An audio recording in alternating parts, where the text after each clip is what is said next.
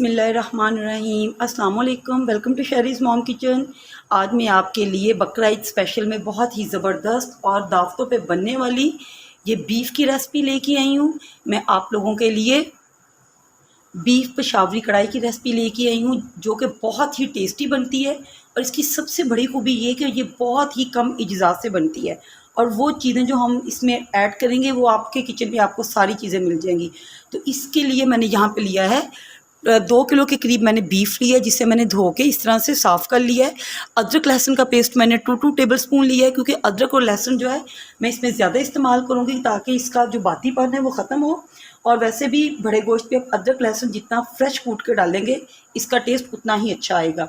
और यहाँ पे मैंने 1.5 किलो के करीब लिए हैं टमाटर, और टमाटरों को सिंपली मैंने सेंटर से कट लगा के इस तरह से इसे काट लिया है। तो इसमें टमाटर बहुत ज़्यादा जाएंगे क्योंकि इसमें दही का इस्तेमाल नहीं होता। तो अगर आप 1 किलो का बना रहे हैं बीफ कढ़ाई तो आपको 3 पाव टमाटर ज़रूर उसमें डाल लें, फिर ही आपकी अच्छी ग्रेवी बनेगी। और यहाँ पर मैंने हरी मिर्चें ली हैं, 6 से 8 अदद मैंने ली हैं, जिसे मैंने लंबा इस तरह से काट लिया है। और मैंने ये सब्ज़ धनिया लिया है, और ये अदरक के मैंने स्लाइसिस लिए हैं 12 से 15 अदद, मैंने लंबा लंबा अदरक को काट लिया है। और 1 कप के करीब मैं ले रही हूँ यहाँ पे घी। आप कुकिंग ऑयल भी यूज़ कर सकते हैं। इसमें जस्ट 2 मसाले जाएंगे, 1 नमक और 1 इसमें मैं डाल रही हूँ सफ़ेद मिर्च। तो सफ़ेद मिर्च मैं 1 टेबल स्पून मैंने भर के यूज़ किया है, और 1 टेबल स्पून मैं इसमें नमक डाल रही हूँ। अगर आपके पास सफ़ेद मिर्च नहीं है तो बिल्कुल भी टेंशन वाली बात नहीं है, आप इसकी जगह काली मिर्च भी यूज़ कर सकते हैं। यहाँ पे मैंने एक प्रेशर कुकर ले लिया, और प्रेशर कुकर को मैंने चूल्हे पे चढ़ा दिया है, और मैंने फ्लेम को ऑन कर दिया, और 1 कप मैंने इसमें घी डाल दिया। घी को अच्छे से गर्म कर रही हूँ क्योंकि बड़ा गोश्त है, गलने में काफ़ी टाइम लेगा, तो मैं प्रेशर कुकर यूज़ कर रही हूँ। आप चाहे तो सिंपल कढ़ाई किसी भी पॉट में बना सकते हैं, इसकी कोई टेंशन नहीं। तो अब इसमें बिस्मिल्लाहिर्रहमानिर्रहीम ये जो गोश्त है इसे ऐड कर देंगे। देखिए जैसे ही हमारा ये तेल कुकिंग ऑयल गर्म हुआ है, यानी घी गर्म हुआ है, इसमें मैंने गोश्त को ऐड कर दिया है। अब इसको अच्छे तरीके से फ्राई करेंगे। फ्लेम को हाई कर दूंगी मैं, हाई फ्लेम पे इसकी कम से कम 5 मिनट तक भुनाई करनी है कि इसकी जो रंगत है वो वाइट हो जाए।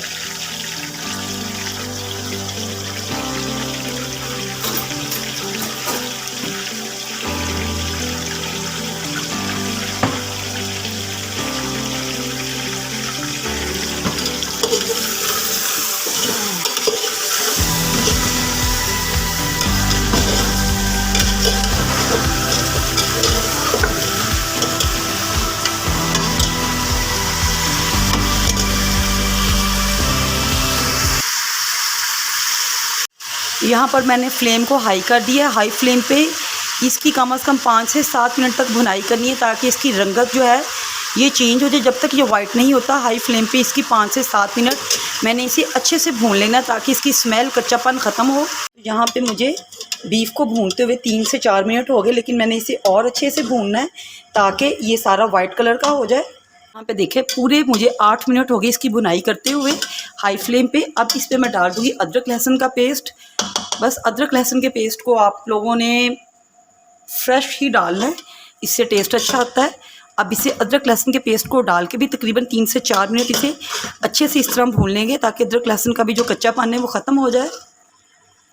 आप बड़े गोश्त को या मटन को गलाने के लिए कचरी पाउडर भी यूज़ कर सकते हैं, उससे भी बहुत जल्द गल जाता है।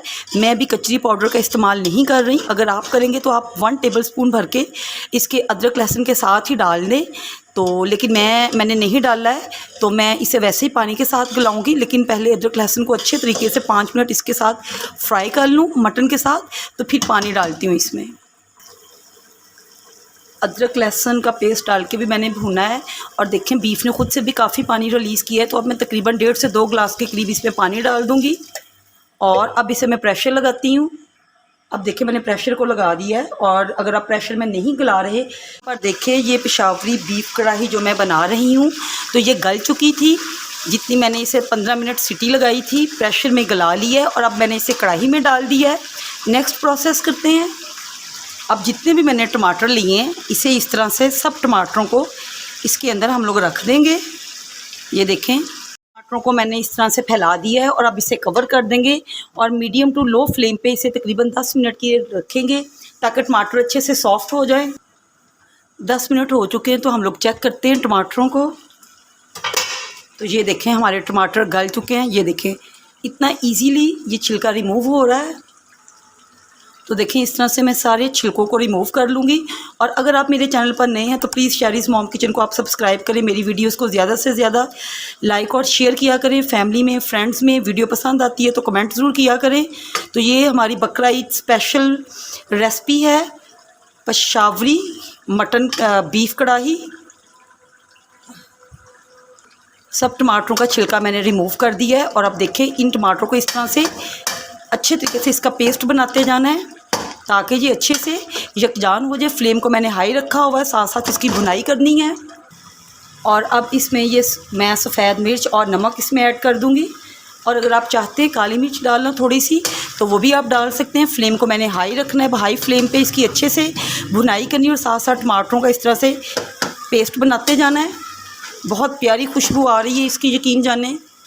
और साथ ही 1 टीस्पून के करीब इसमें हल्दी को ऐड कर देंगे और इसकी भी भुनाई साथ में ही करेंगे। बस फ्लेम को आपने हाई रखना है। रेस्टोरेंट स्टाइल हमारी पेशावरी बीफ कढ़ाई तैयार हो रही है। अब इसमें इस तरह से साबुत हम लोगों ने हरी मिर्चें डाल देनी हैं और साथ में ये जाएंगे थोड़े से अदरक के स्लाइसिस और साथ में थोड़ा सा ये सब्ज़ धनिया। तो ये देखें माशाल्लाह से बिल्कुल रेस्टोरेंट स्टाइल में ये तैयार होगी। आपको बाज़ार से मंगवाने की ज़रूरत नहीं, आप घर में बनाएं और इसका टेस्ट बेहद मज़ेदार है। मैं डिश आउट करके दिखाती हूँ। ये देखें जी फाइनल लुक हमारी पेशावरी बीफ कढ़ाई की ईद स्पेशल में मैंने आपको सिखा दी है। अब आपको होटल से मंगवाने की ज़रूरत नहीं, आप घर में बनाएं और बाज़ार जैसा टेस्ट आप घर में पाएं। तो ये देखा किस कदर इजी है, बहुत ही कम मसालों में इतनी मज़ेदार कढ़ाई जब आप घर में बनाएंगे ना तो आपको सब दाद में देंगे। पार्टीज़ के लिए ये परफेक्ट है। ईद पे इसे बनाइएगा, मुझे फीडबैक दीजिएगा आपको आज की रेसिपी कैसी लगी। मिलती हूँ नेक्स्ट वीडियो में एक नई रेसिपी के साथ। तब तक इजाज़त चाहती हूँ। अल्लाह हाफिज़।